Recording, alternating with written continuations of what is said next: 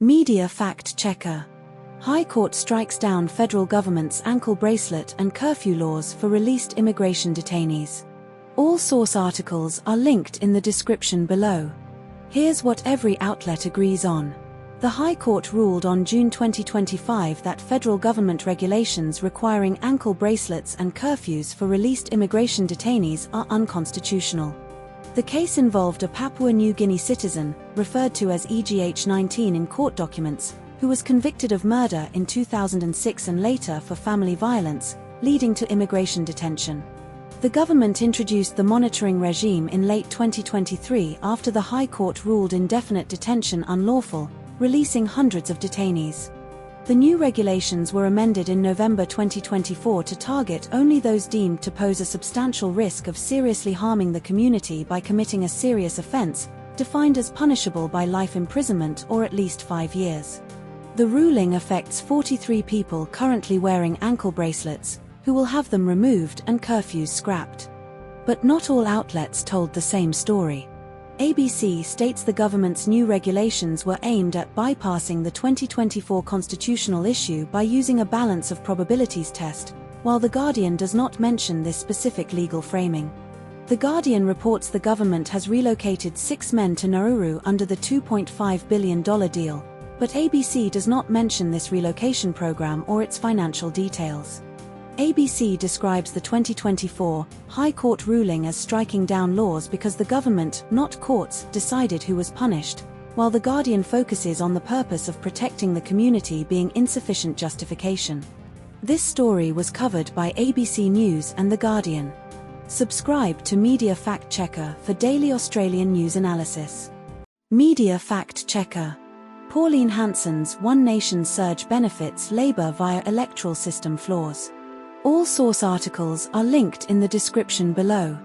Here's what every outlet agrees on. Pauline Hanson claims her movement is just the start after One Nation secured 20% of the vote in recent elections. Labour's primary vote remained stable at 39% despite the Conservative split. Liberal Party vote collapsed to 19% in the same election cycle. One Nation surged to 20% in metropolitan Adelaide, finishing 4th behind Labour, One Nation, and the Greens. One Nation's protest votes in outer suburbs and regional areas often flow to Labour due to preference flows. But not all outlets told the same story. No contradictions found between the two articles as they are nearly identical in content. This story was covered by Sydney Morning Herald and The Age. Subscribe to Media Fact Checker for daily Australian news analysis. Media Fact Checker. Chelsea's humiliating Champions League exit against PSG in 2024. All source articles are linked in the description below. Here's what every outlet agrees on. Chelsea lost to Paris Saint-Germain 3-0 in the Champions League return leg, resulting in an 8-2 aggregate defeat.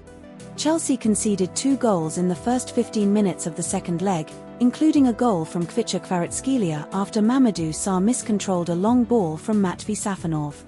Chelsea's pre-match huddles around the referee Paul Tierney drew criticism and became a focal point of controversy. Liam Rosinia was criticised for his substitutions, including removing Cole Palmer, João Pedro, and Enzo Fernandez before the second goal. Trevoh Chalobah suffered a high ankle sprain 5 minutes before the end of the match and was stretchered off. But not all outlets told the same story. Article 1 describes Chelsea's performance as skittish and sterile shuffling around of laboratory parts, while Article 2 does not use these exact terms but focuses more on systemic defensive failings. Article 1 mentions Chelsea's expensive Chelsea project is beginning to spiral, while Article 2 emphasises the £1.5 billion spending and illicit means to achieve their position of strength without directly stating the project is spiralling. Article 1 highlights Chelsea's inability to generate any real feeling, while Article 2 does not explicitly mention this sentiment but focuses on the lack of spark and structure. This story was covered by The Guardian. Subscribe to Media Fact Checker for daily Australian news analysis. Media Fact Checker. US Senate confirms Markwayne Mullin as DHS Secretary amid immigration enforcement disputes. All source articles are linked in the description below. Here's what every outlet agrees on. Markwayne Mullin was nominated by Donald Trump to lead the Department of Homeland Security, DHS, after Kristi Noem was fired in February 2024. The U.S. Senate confirmed Mullin as DHS Secretary on Monday, 54-45, with only Rand Paul, Republican Kentucky, voting against him among Republicans, and John Fetterman, Democrat Pennsylvania, and Martin Heinrich, Democrat New Mexico, voting in favor among Democrats. Mullin's confirmation vote occurred during a partial DHS shutdown caused by Democrats demanding guardrails on immigration enforcement, including bans on masked officers, identification requirements, and use of force policies after 2 U.S. citizens were killed by ICE agents in Minneapolis in February 2024. ICE and Border Patrol operations continued without interruption due to $30+ billion in funding authorized by the One Big Beautiful Bill Act passed in 2023, while other DHS agencies like TSA and FEMA faced furloughs or unpaid work during the shutdown.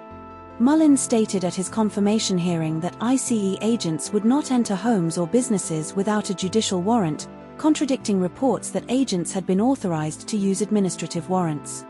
But not all outlets told the same story. Article 1 states Mullin's confirmation vote was 54-45 with only Rand Paul, R, voting against him, while Article 2 states the committee vote was 7-1 among Republicans with only Rand Paul opposing, and Article 4 does not specify the full Senate vote count.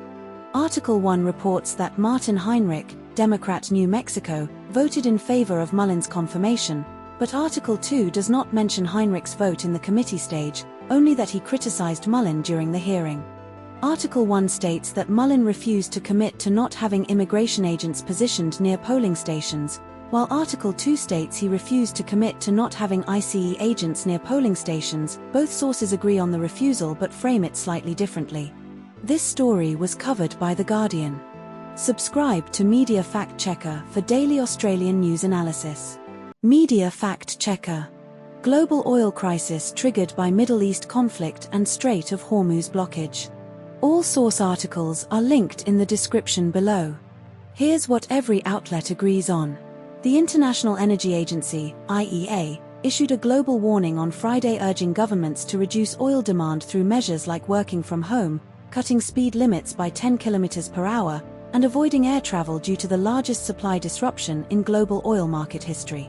The IEA released 400 million barrels of oil from emergency reserves on March 14, marking the largest stock draw in its history to offset the crisis.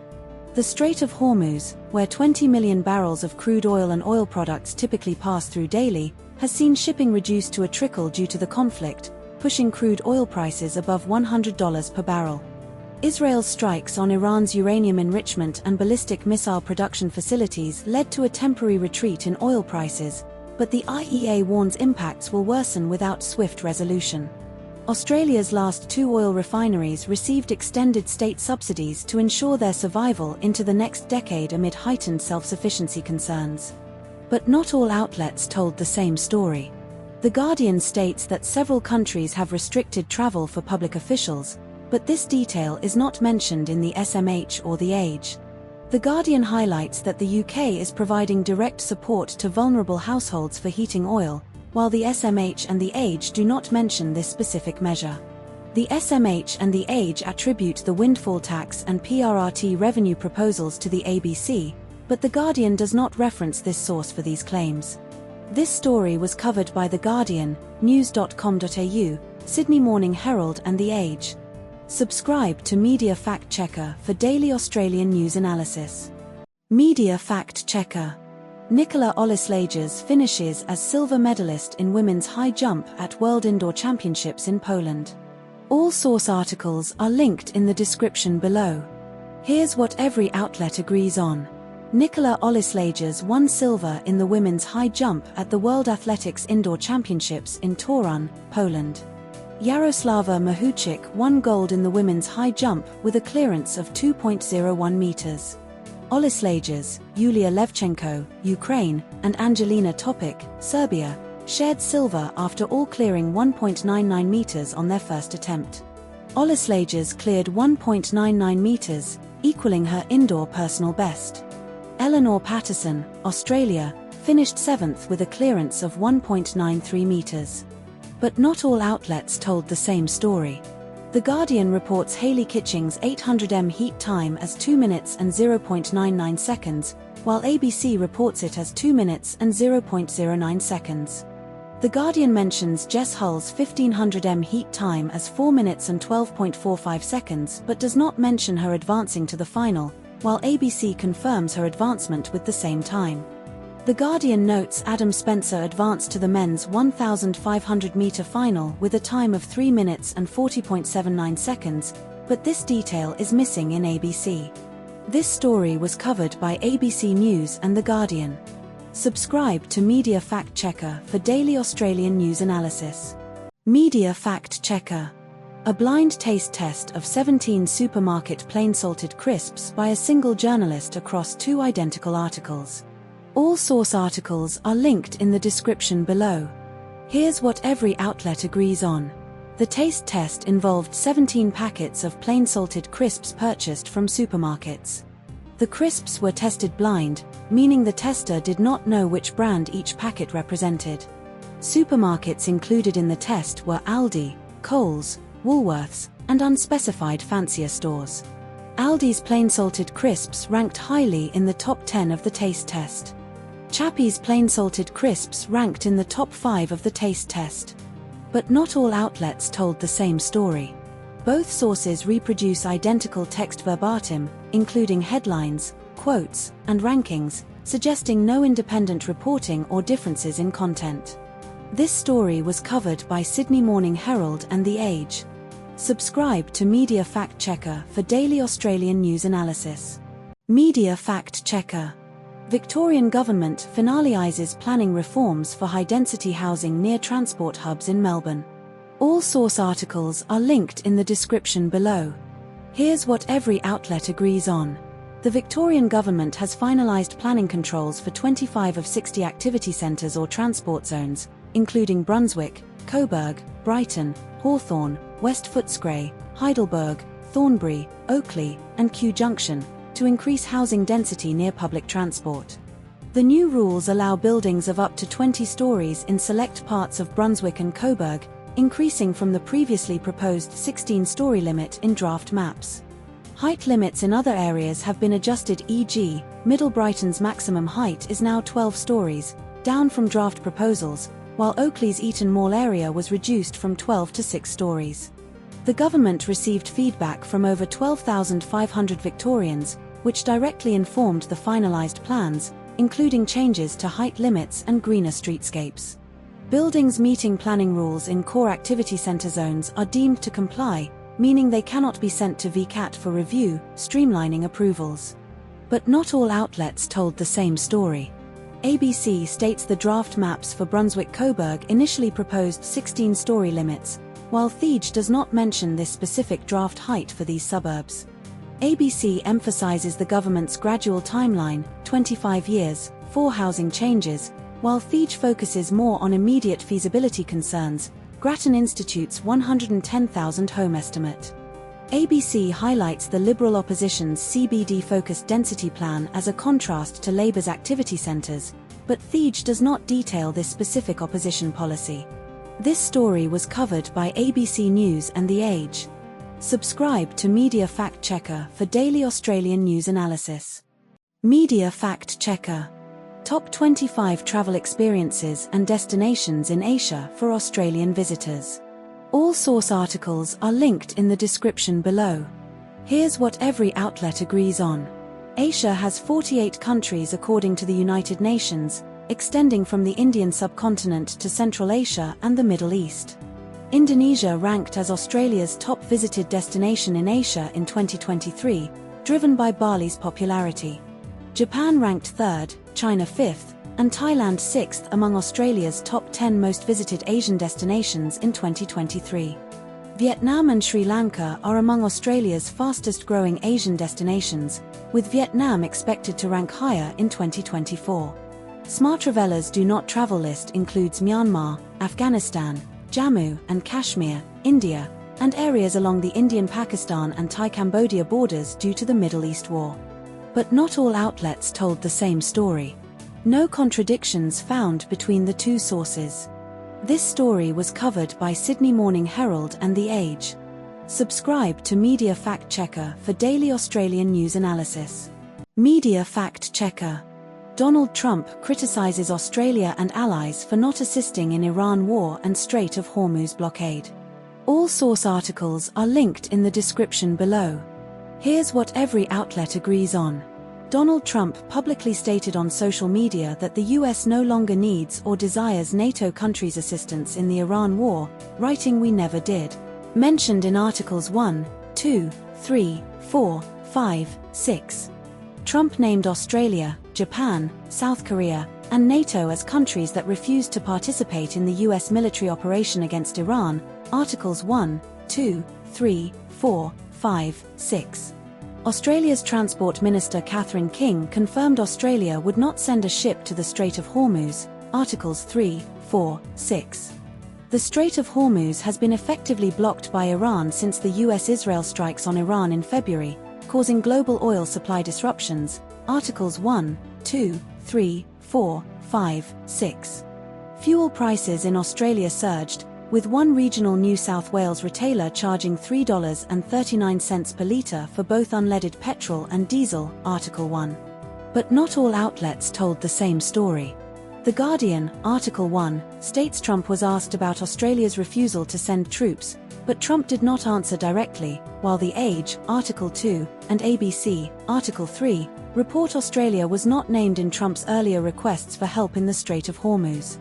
The Guardian, Article 1, reports Trump said he was very surprised Australia declined to send troops, but The Age, Article 2, and ABC, Article 3, do not mention this specific reaction from Trump.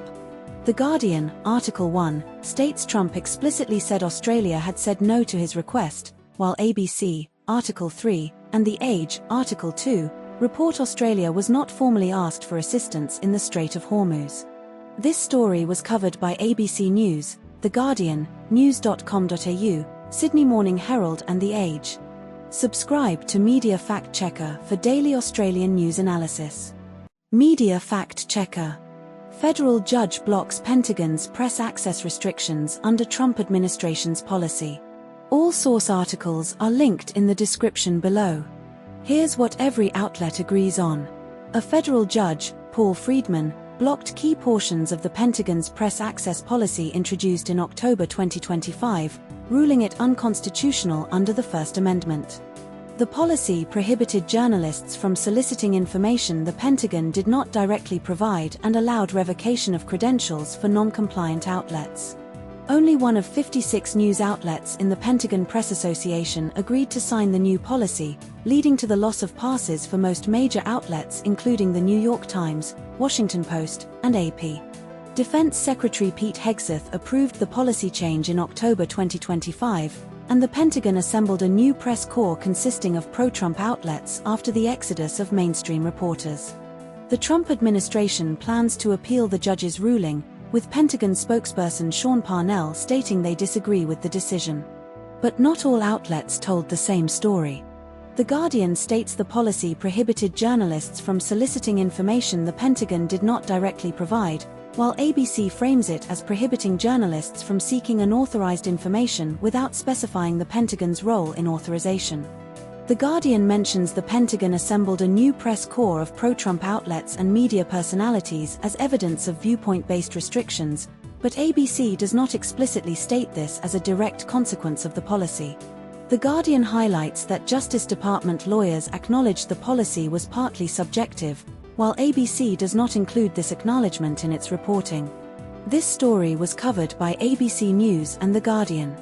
Subscribe to Media Fact Checker for daily Australian news analysis. Media Fact Checker. Amazon's Jury Duty reality hoax series and its second season, Company Retreat. All source articles are linked in the description below. Here's what every outlet agrees on. The first season of Jury Duty aired in 2023 on Freevee, owned by Amazon, and featured Ronald Gladden as the unsuspecting participant. Gladden was paid $100,000 for his involvement in the first season of Jury Duty. The second season, titled Company Retreat, aired under the Jury Duty Presents banner and starred Anthony Norman, a 25-year-old temp worker from Nashville. Norman was paid $150,000 for his involvement in the second season of Jury Duty Presents, Company Retreat. More than 10,000 people applied for the short-term gig in the second season via Craigslist. But not all outlets told the same story. Article 1 states the second season's prize was $100,000, while Article 2 confirms the prize was $150,000. Article 1 describes Norman's reaction to absurdities as sheer boredom, while Article 2 does not mention boredom specifically but focuses on Norman suppressing laughter. Article 1 mentions a stomach-turning episode with a used sex toy, but Article 2 does not reference this detail. This story was covered by The Guardian. Subscribe to Media Fact Checker for daily Australian news analysis. Media Fact Checker. A real possum was found in an airport gift shop toy section in Hobart, Tasmania. All source articles are linked in the description below. Here's what every outlet agrees on. A real possum was found among plush toys in the gift shop at Hobart Airport on Wednesday morning. The possum appeared calm when first discovered and was safely escorted out of the terminal by airport staff. Liam Bloomfield, multi-site manager with Lagardère AWPL at Hobart Airport, confirmed the incident and stated the possum was not stressed initially. The possum was spotted around 11:45 a.m. by airport staff or passengers. The gift shop is operated by Lagardère AWPL at Hobart Airport in Tasmania. But not all outlets told the same story. ABC describes the possum as appeared calm but then took a walk outside the shop causing pandemonium, while The Guardian does not mention any chaos beyond the initial discovery. ABC mentions redevelopment works as a possible explanation for the possum's entry, but The Guardian does not mention this speculation. ABC states the possum caused pandemonium in the departure lounge when it left the store, while The Guardian does not detail any disruption beyond the initial discovery. This story was covered by ABC News and The Guardian. Subscribe to Media Fact Checker for daily Australian news analysis. Media Fact Checker. Australia approves massive coal seam gas expansion in Queensland until 2081. All source articles are linked in the description below. Here's what every outlet agrees on. The federal government approved up to 1,695 new gas wells in Queensland's Surat and Bowen basins, valid until 2081. The Australia Pacific LNG (APLNG) project involves 1,545 kilometers of pipelines and 3 processing facilities across the Surat and Bowen basins. APLNG is a joint venture between US firm ConocoPhillips, Australian energy company Origin, and Chinese operator Sinopec. The project is expected to operate until 2061, with an extended approval period to meet environmental conditions. The approval includes 120+ conditions covering threatened species, vegetation clearing, water resource protections, and chemical risk assessments. But not all outlets told the same story. The ABC reported the approval covers until 2081 with no mention of a 2061 operational end date, while The Guardian explicitly states the project will operate until 2061 with an extended approval period. The Guardian states the project's lifetime emissions, 120 m tons, include 9 m tons from construction and 111 m tons from burning gas, while the ABC does not provide specific emission breakdowns. The Guardian claims the project is the 36th fossil fuel project approved by the Albanese government, a claim not mentioned in the ABC article. This story was covered by ABC News and The Guardian. Subscribe to Media Fact Checker for daily Australian news analysis. Media Fact Checker. Olympian Rohan Dennis controversial Instagram post about a Porsche after his wife's fatal car incident. All source articles are linked in the description below. Here's what every outlet agrees on. Rohan Dennis, former world champion cyclist and Australian Olympian, London 2012, was convicted in May 2024 of an aggravated charge of creating likelihood of harm after his wife Melissa Hoskins died in December 2023 when she was struck by his car during an argument about a kitchen renovation in Adelaide. Dennis pleaded guilty to the charge and received a 17-month suspended jail sentence, 1 year and 4 months, and a 2-year good behaviour bond, along with a 5-year driving ban. Melissa Hoskins, an Olympian cyclist, London 2012, Rio 2016, died after jumping onto the bonnet of Dennis's Volkswagen Amarok while he drove at ~20 km/h on Medindy Lane, Adelaide, on December 30, 2023, then tripped and was dragged under the car. Dennis posted a photo of a Porsche on Instagram on June 2024 with the caption "What an absolute weapon," sparking outrage and criticism from South Australia's Victims' Rights Commissioner Sarah Quick. Judge Ian Press ruled Dennis was not criminally responsible for Hoskins's death but noted he disregarded his wife's safety and that driving at any speed with someone on the bonnet was inherently risky and dangerous. But not all outlets told the same story. News Kamau states Dennis drove a Volkswagen Amarok, but The Guardian and ABC do not specify the make of the car involved in the incident, only mention the Porsche post. The Guardian reports Dennis posted a bike frame photo before the Porsche post, while News Kamau and ABC do not mention this. News Kamau says Dennis's suspended sentence was for 1 year and 4 months, but The Guardian and ABC state it was 17 months, with ABC clarifying 17 months total, including good behavior bond. This story was covered by ABC News, The Guardian, and news.com.au. Subscribe to Media Fact Checker for daily Australian news analysis. Media Fact Checker. NSW government considering banning strata manager commissions to cut apartment costs. All source articles are linked in the description below. Here's what every outlet agrees on. NSW Productivity Commissioner Peter Achterstraat's report recommends banning commissions for strata managers, citing conflicts of interest and inflated costs. The report estimates scrapping commissions could save apartment owners $333 million over 15 years in NSW. More than 1 million people live in strata properties across NSW, with nearly half of Greater Sydney's homes expected to be strata titled by 2041. Strata managers currently receive commissions, e.g., 20% on insurance policies, from services like insurance, energy, and telecommunications, often split with brokers. A NSW Productivity and Equality Commission report received over 550 submissions, with strong support for reform from apartment owners. But not all outlets told the same story. The Guardian states Achterstraat wants commissions banned sooner rather than later, while the SMH notes the government is only carefully considering the recommendations without immediate action.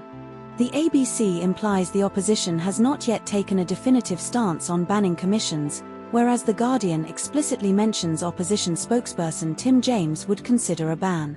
The SMH reports some strata managers insist commissions are necessary for important and resource-intensive work, while The Guardian frames commissions as purely conflict-driven and unnecessary. This story was covered by ABC News, The Guardian, and Sydney Morning Herald.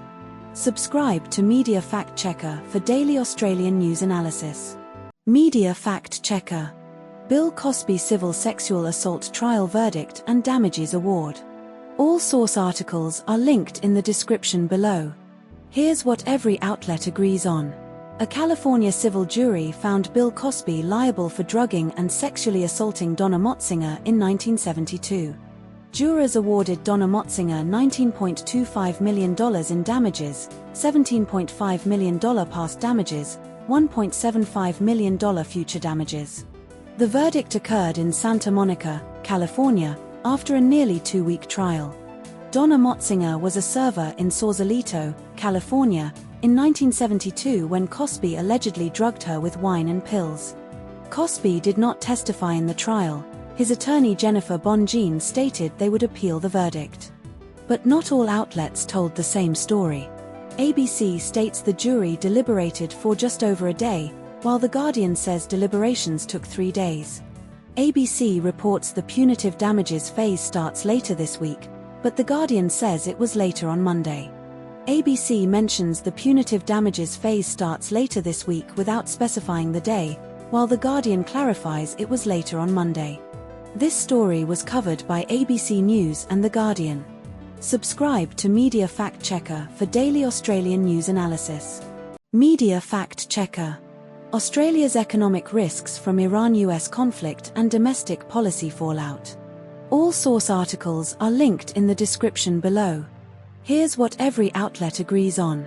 Barry Cassidy and Tony Barry are co-hosting a Guardian podcast analysing economic risks. The RBA, Reserve Bank of Australia, has raised the cash rate. Liberal MP Andrew Hastie has criticised US President Trump's Iran war policy.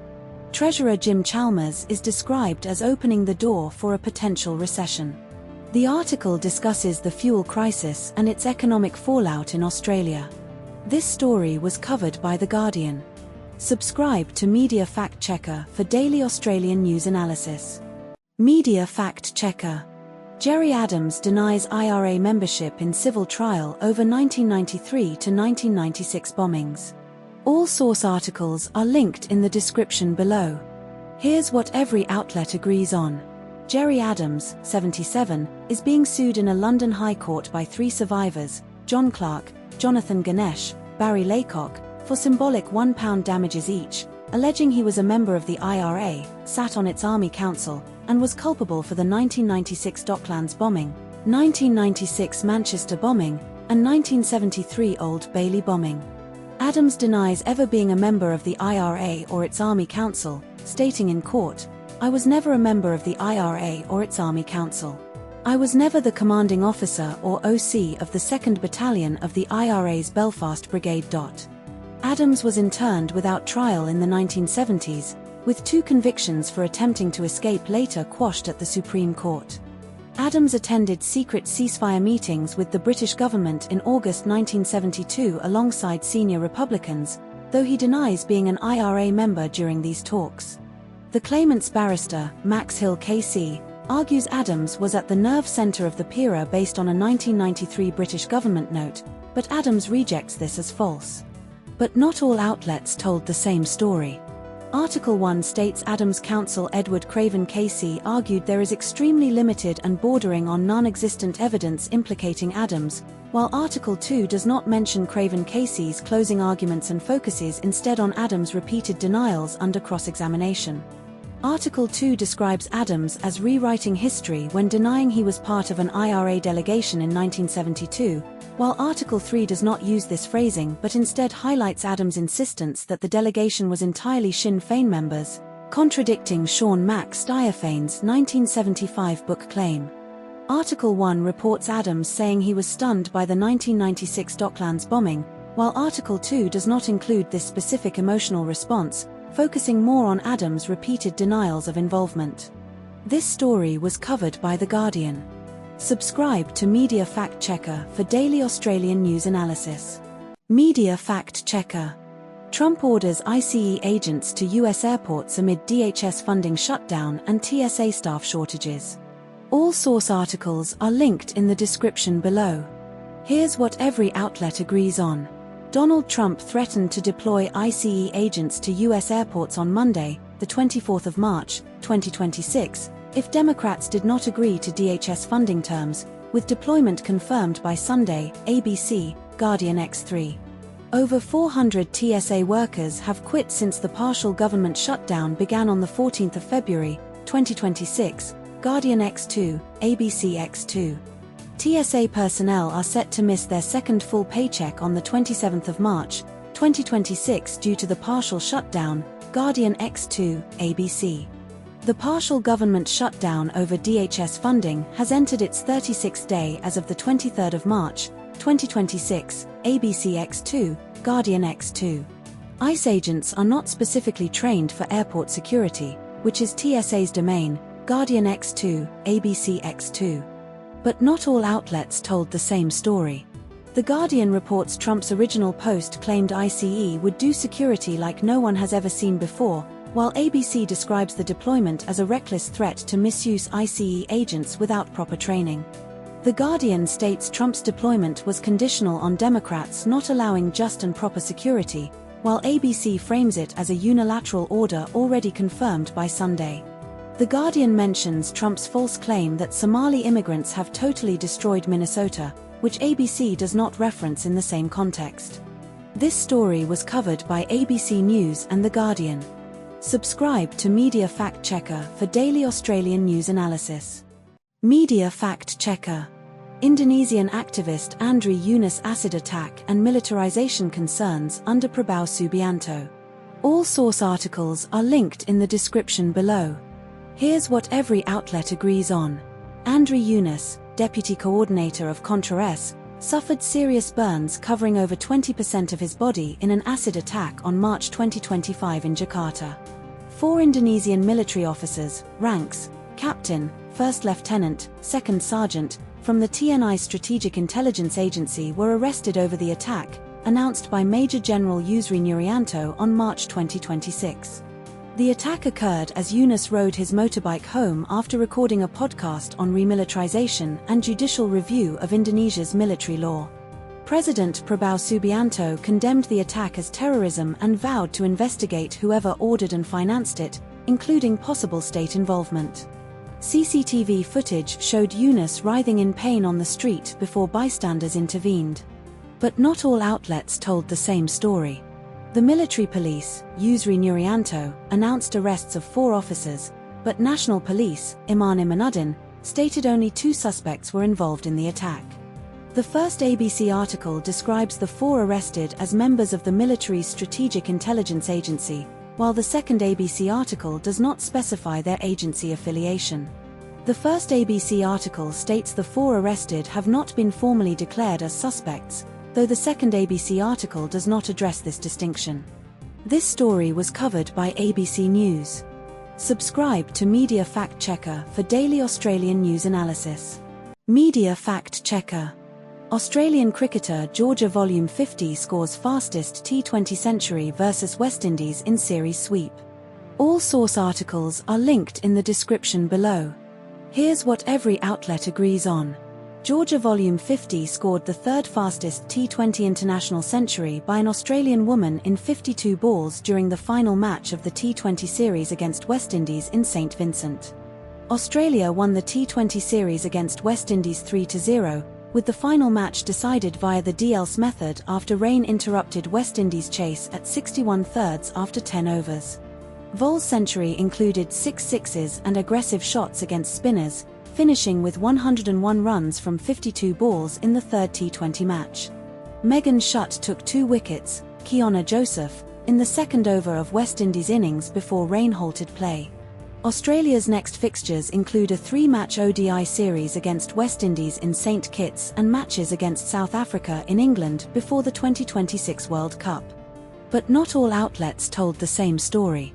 The Guardian mentions Volume 50 was bowled by Hayley Matthews immediately after her century, but ABC does not specify the bowler who dismissed her. The Guardian lists Beth Mooney's 54-ball century, vs Sri Lanka, 2019, as context for fastest centuries, while ABC omits this detail entirely. This story was covered by ABC News and The Guardian. Subscribe to Media Fact Checker for daily Australian news analysis. Media Fact Checker. Testing and reviewing chef's knives for home cooks, focusing on performance, durability, and care. All source articles are linked in the description below. Here's what every outlet agrees on. Ben Lippitt tested 14 knives over a fortnight for The Guardian's knife review. The Wusthof Classic Chef Knife, 20 cm, was named the best chef's knife overall by Ben Lippitt in both articles. Victorinox Fibrox Chef's Knife, 20 cm, was selected as the best budget knife, priced at £43. Helen Simmons, a knife specialist, advised against cutting stones, bones, or frozen food to preserve knife quality. No dishwasher use is recommended for knives, as it blunts the blade and damages handles, per Helen Simmons. But not all outlets told the same story. Article 1 states the Wusthof Classic Chef Knife costs £137.11, but this price attribution is unclear as it appears in Article 2's context without explicit confirmation in Article 1's text. Article 1 does not mention the Guardian Food quarterly collaboration, which is only referenced in Article 2. Article 1 provides extensive details on knife care, e.g., chopping boards, storage, sharpening, while Article 2 does not repeat these specifics beyond Helen Simmons' general advice. This story was covered by The Guardian. Subscribe to Media Fact Checker for daily Australian news analysis. Media Fact Checker. Boating accident in Tasmania's northwest coast kills 1, 3 rescued after capsizing. All source articles are linked in the description below. Here's what every outlet agrees on. 4 people departed Montague boat ramp, 5:30 p.m. Saturday, for a fishing trip near Robbins Island and Stony Point. Boat capsized mishap occurred 9 p.m. Saturday, throwing all four into the water.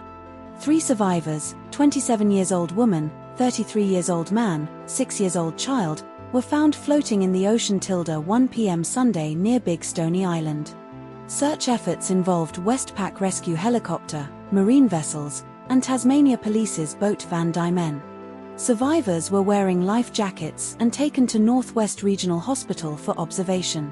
But not all outlets told the same story. News Kamau says survivors were found floating in the ocean, while ABC initially reports they were located in the water at Robbins Passage, later corrected to Big Stony Island. ABC's first article states survivors were washed ashore near Robbins Island, but later clarifies they were found on Big Stony Island. News Kamau does not mention the missing man's age, 35 years old, or the life jacket ambiguity, which ABC details. This story was covered by ABC News and news.com.au. Subscribe to Media Fact Checker for daily Australian news analysis. Media Fact Checker. Research reveals how proximity to trees affects property value and public attitudes toward urban trees. All source articles are linked in the description below. Here's what every outlet agrees on. Associate Professor Song Shi led a study, 2021 to 2025, at UTS finding trees 10 to 20 m from a house increased property value by $30,000, while trees within 10 m reduced value by up to $70,000, adjusted for bedrooms, land size, parking, CBD proximity. Matt Cantwell, Secret Gardens, cited Ocean Street, Woollahra, and Paddington Street, Paddington, as examples of streets with aesthetic value from trees. Danielle Hughes, Greater Sydney Landcare, noted mature trees can cool surrounding areas by nearly 10 degrees Celsius and reduce cooling costs by 20 to 30%. Dr. Nader Naderpaju, University of Sydney, and Amir Pakiz found Western Sydney suburbs like St Mary's and Blacktown increased tree coverage, while Liverpool saw a decrease. Adam Haddow, Australian Institute of Architects, stated Australian natives are criticised for dropping branches flowers, affecting lawns and pools. But not all outlets told the same story. No contradictions found between the two sources. This story was covered by Sydney Morning Herald and The Age. Subscribe to Media Fact Checker for daily Australian news analysis. Media Fact Checker. Venezuela wins first World Baseball Classic title by defeating the USA in a politically charged final. All source articles are linked in the description below. Here's what every outlet agrees on. Venezuela won the World Baseball Classic final 3-2 against the United States in Miami on Tuesday night. Eugenio Suarez drove in the winning run with an RBI double in the top of the 9th inning. Daniel Palencia worked a 1-2-3 9th inning to record the save, his second in 2 games and third of the tournament. Michael Garcia was named MVP of the tournament with 10 hits, a .385 batting average, 1 homer, and 7 RBIs. The game was played at Lone Depot Park in Miami with a sold-out crowd of 36,190. But not all outlets told the same story. ABC does not mention the US players arriving in Olympic hockey jerseys, while The Guardian highlights this as a notable gesture.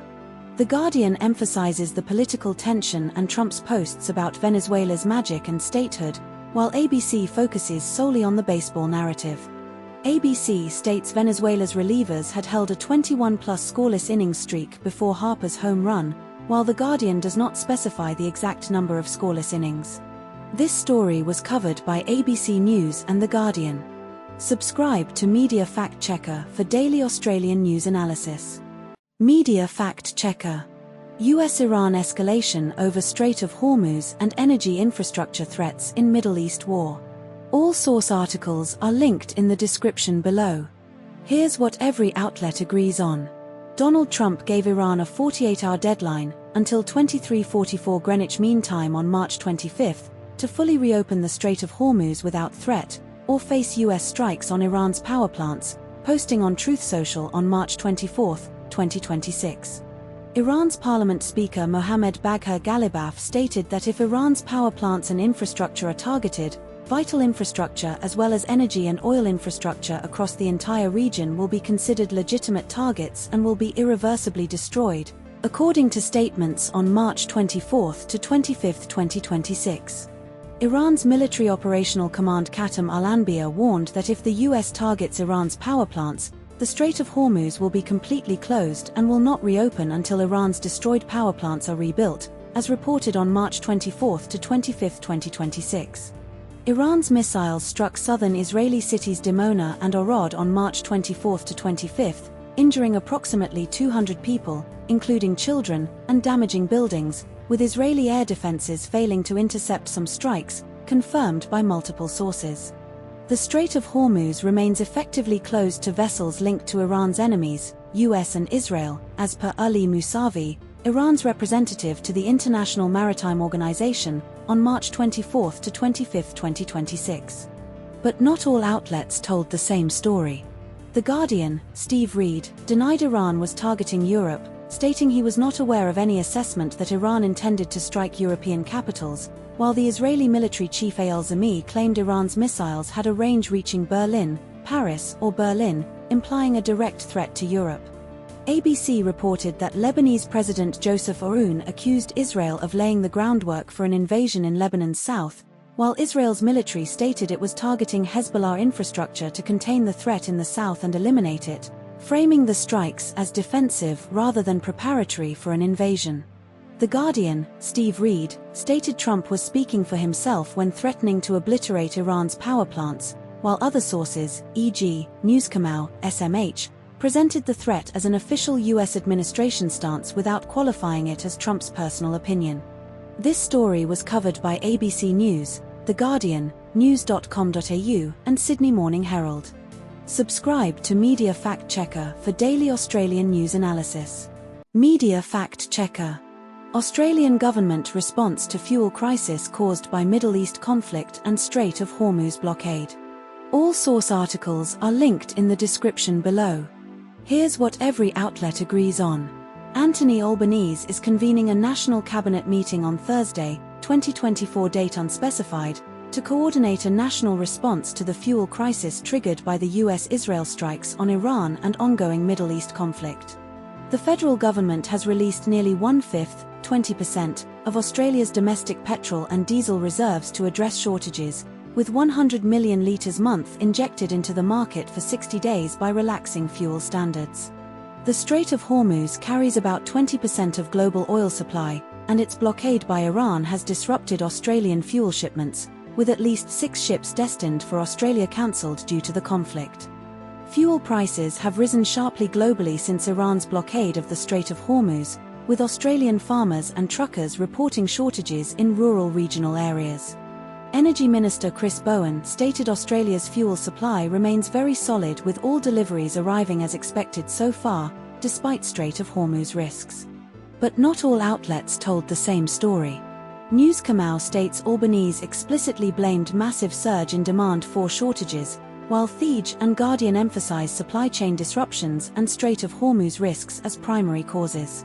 Guardian and ABC report the government is doubling penalties for fuel companies to $100 million per offense, but Newscomau does not mention this legislative plan. Thij and SMH report the coalition is considering lifting Russian fertilizer sanctions to avoid food inflation, but Newscomau and ABC do not mention this policy proposal. This story was covered by ABC News, The Guardian, news.com.au, Sydney Morning Herald and The Age. Subscribe to Media Fact Checker for daily Australian news analysis. Media Fact Checker. Tropical cyclone Narelle's destructive path across northern Australia. All source articles are linked in the description below. Here's what every outlet agrees on. Tropical cyclone Narelle formed in the Coral Sea on March 2026 and intensified to a Category 5 system before making landfall in far north Queensland on Friday, March 2026, near Coen.